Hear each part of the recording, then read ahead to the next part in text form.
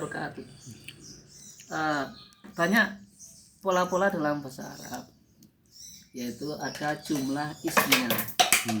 Jumlah ismiyah itu tidak harus semuanya isim, tapi ada fiil. Contoh, kata lahu asyiyama, Allah telah mewajibkan puasa.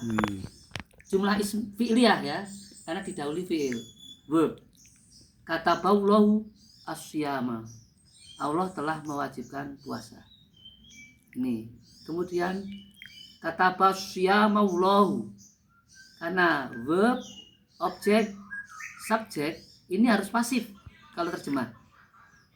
Memindahkan pesan daripada ke bahasa sasaran, yaitu dari pesan dari bahasa Arab ke sasaran bahasa Indonesia, maka harus dipasifkan. Contoh, kata basyiyamullahu, puasa diwajibkan oleh Allah. Sekarang kita ambil dalam surat Al-Baqarah ayat 183. Ya ayyuhalladzina amanu kutiba alaikumusyamu kama kutiba alal ladzina min qablikum la'allakum tattaqun. Ya ayyuhalladzina amanu, wahai orang yang beriman, yang telah beriman. Ini terfokus pada orang yang beriman. Yang tidak beriman tentunya tidak dipanggil oleh Allah. Ya ayyuhalladzina amanu kutiba alaikumussyam, diwajibkan atas kalian berpuasa. Kalau kita ke pola bahasa Arab, ini kutiba alaikumussyam, kita ketarik ke bahasa Arabnya gini. Allah kataba asyama, jumlah ismiyah, Allah telah mewajibkan puasa. Jumlah fi'liyahnya bagaimana? Kataballahu asyama, Allah telah mewajibkan puasa. Majhulnya gimana? Kutiba asyamu, ya. Puasa diwajibkan. Tertuju kepada siapa? Alaikum, pada kalian. Nah, kataballahu asyama alaikum, Allah telah mewajibkan puasa bagi kalian. Katabasyama alaikum, kataballahu syama alaikum, puasa diwajibkan oleh Allah bagi kalian. Katabasyama'allahu alaikum, puasa diwajibkan oleh Allah bagi kalian. Di sini lafaz Allah tidak dimunculkan dalam ayat ini. Karena apa? Puasa itu sebenarnya untuk Allah hanya saja pahalanya yang Allah yang menentukan. Jadi ada yang puasanya, yang pahalanya tidak diketahui manusia, tidak diberitahu, yaitu puasa dan sabar. Nah, karena bahagia ketika berpuasa dan nanti kalau ketemu kepada Allah Subhanahu wa taala. Ya ayyuhalladzina amanu kutiba alaikumusyamu kama kutiba alal ladzina min qablikum la'allakum tattaqun. Nah, ini berarti kutiba alaikum ini kutiba alaikum asyama. Nah, alaikum sebelum asyama. Ini menarik juga. Kalau ditarik di bahasa Arab, kutiba alaikum itu kutiba asyama, kutiba alaikumus, kutiba. Iya, jadi bedanya apa antara kutiba asyama alaikum, kutiba asyamu alaikum dengan kutiba alaikumussyam. Oke, baik. Ini bagus. Kira-kira sama enggak artinya? Ya. Atau kenapa muncul alaikum setelah kutiba? Bukan bagus. Kalau dalam bahasa Indonesia kan sepertinya kutiba syam alaikum ya. Iya, betul. Saya bahasa Indonesia diwajibkan puasa kepadamu. Tapi dalam Al-Quran kok kutiba alaikumussyam. Asyamu itu ya. Iya. Oh ya, menarik ini. Dalam bahasa Arab itu pemilihan kata itu sangat tepat, sangat presisi, dan tidak bisa diganti dengan lafaz-lafaz yang lainnya yang perlu ditekankan. Karena pemilihan kata yang keliru juga akan merubah arti. Posisi juga sangat menentukan penekanan. Jadi kutiba alaikum asyamu ini penekanannya pada kalian. Ya. Jadi tertuju pada kaliannya. Jadi ada stressing. Ya, stressingnya ke kita. Emphasize dalam bahasa Inggris, emphasize. Ya, emphasize kan kembali emphasize. Nah, ini jadi posisi juga memaknai. Jadi sebenarnya terjemahkan itu secara total tidak bisa kita terjemahkan Al-Quran. Sehingga kalau kita jujur aja kalau terjemahan saja tanpa mencantumkan ayat itu jangan, harus ada ayat yang mengiringinya. Ya. Dalam arti karena namanya terjemah itu memindahkan pesan dari bahasa sumber ke bahasa sasaran dan mengikuti bahasa sasaran dengan kaidah-kaidah tertentu, tapi pesannya tidak jauh berbeda, hanya saja secara totalitas tidak bisa. Ini secara totalitas. Jadi emphasize saya tadi. Jadi Atau stressing. ya. Ya, stressing.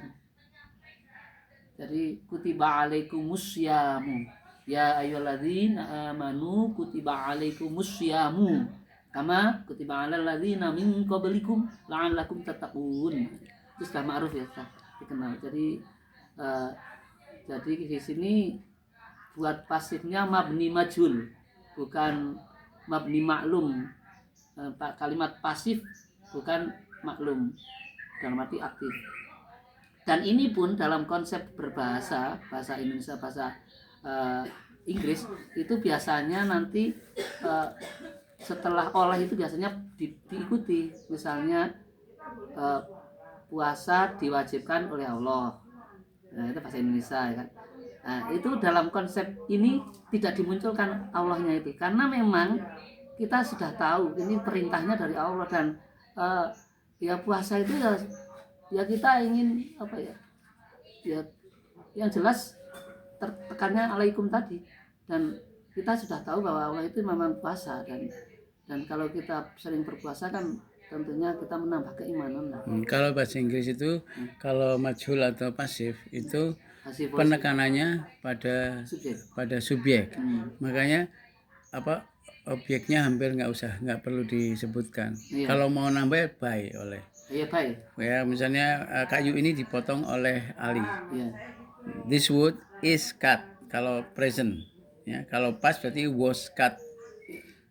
Ya, kalau telah atau present perfect has been cut. Kemudian kalau sedang is being cut. Sedang sekarang. Kemudian kalau apa? Sudah has been cut. Jadi intinya objeknya apa subjeknya yang ditekankan. Yang awalnya menjadi objeknya tidak perlu. Ya. Ya, misalnya sudah terpotong ya udah has been cut, sudah dipotong. Ya, awalnya kan subjek. Ya, subjek yang ditekankan, ya, bukan subjek. objek. Ya betul kan tadi memposisikan awalnya kan objek menjadi subjek ya. Ya, oh ya. Ya, jadi istilahnya objek menjadi subjek. Ya. Naib kalau bahasa Arabnya naib sudah berganti. Kayu ini makanya ya. Kayu. Jadi ya. Jadi objek kayu ini dipotong. Sudah cukup Sudah informasinya. cukup. Tapi andaikan ditambahi pun tidak masalah ya. Tapi hanya kalau dalam bahasa Arab polanya lain. Kalau majhul tadi awalnya mansub ya menjadi marfu. Nah, kalau tadi kalau dilengkapi polanya ya tadi fiil, maf'ul, fa'il.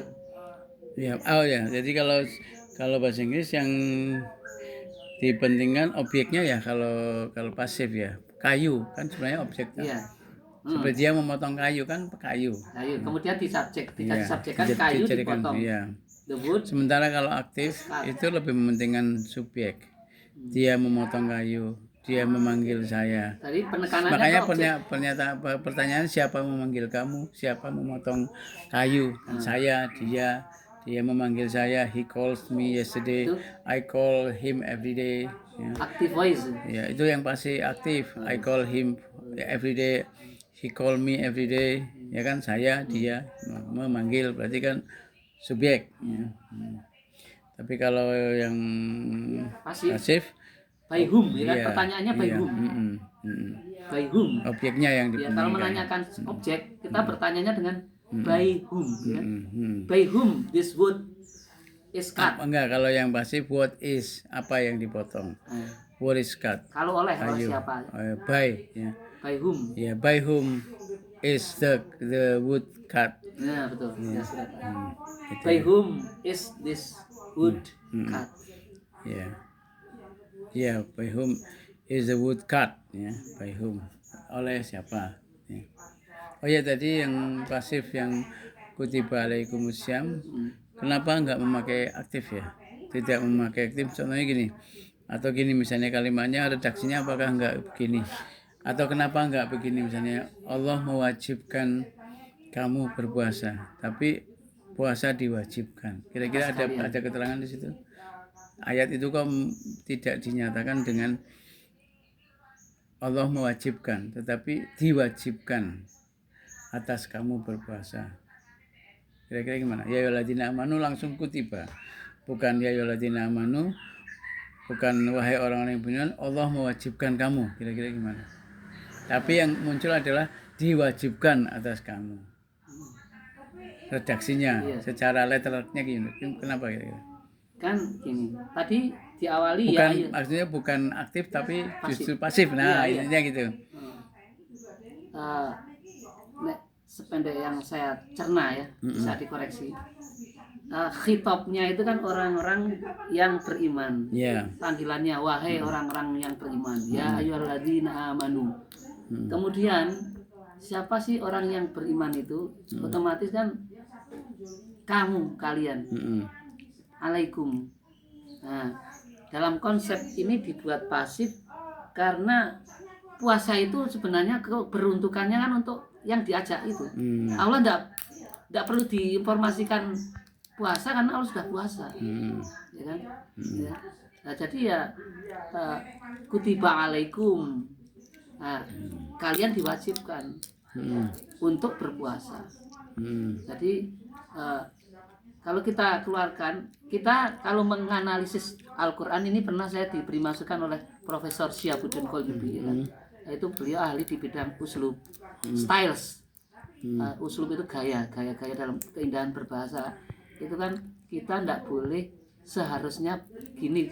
Di dalam Al-Quran kita tidak boleh mengatakan seharusnya. Ya. Atau paling bertanya mengapa? Mengapa? Limada? Why? Nah, itu why? Tidak boleh kita mengatakan harusnya kan begini. Nah, itu tidak boleh. Karena kita berarti mendahului Allah. Karena Al-Quran itu tinggi. Tinggi itu dalam arti keterbatasan ilmu kita. Ya. Mengapa? Why? Iya. Limada? Tapi kalau ditanya mengapa masih boleh. Boleh. Mengapa kok menggunakan pasif? Nah, boleh. Karena ini kekhasan dalam bahasa Al-Quran. Nah, tapi kalau yang saya baca di tafsirnya Quraisy Shihab kalau nggak salah digunakan pasif di situ, kalau nggak salah itu karena bahwa puasa itu sudah merupakan kebutuhan, sudah merupakan kebutuhan manusia, bahkan orang-orang yang dahulu pun puasa, bahkan orang yang bukan Islam pun butuh puasa. Jadi kata diwajibkan bisa diartikan puasa adalah kebutuhan manusia, jadi sudah wajib. Jadi puasa itu sudah wajib. Harusnya kalau orang, apalagi orang beriman, itu sudah wajib. Maka sudah ibaratnya diwajibkan sama dengan sudah dibutuhkan. Kira-kira gimana? Kalau dalam bahasa Inggrisnya is needed atau is obligated?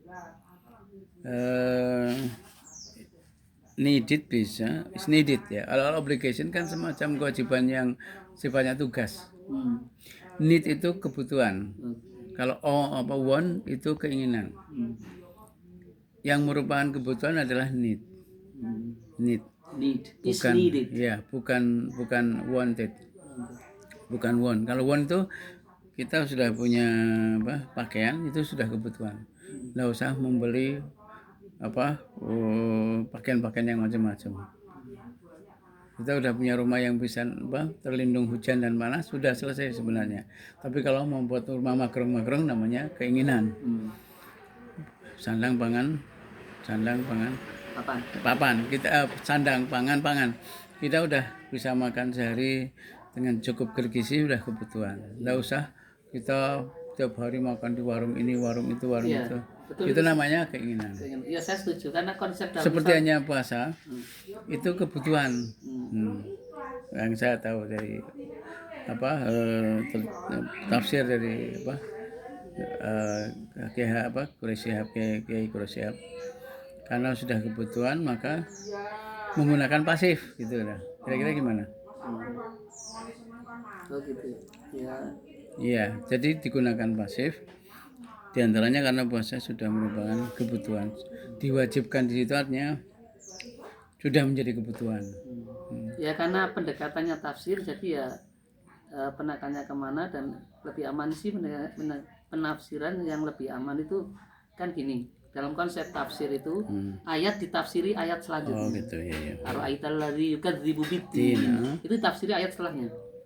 Kalau ndak ada di situ setelahnya, itu ditafsiri ayat di luar surat. Oh gitu.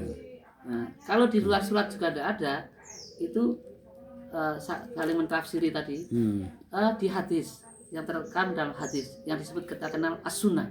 Jadi pegangan kita kan So Al-Quran. interpreted, tafsir interpreted by other verse. Ayat itu verse. Yeah, verse. Yeah, okay, thank you. Ya, welcome. Okay.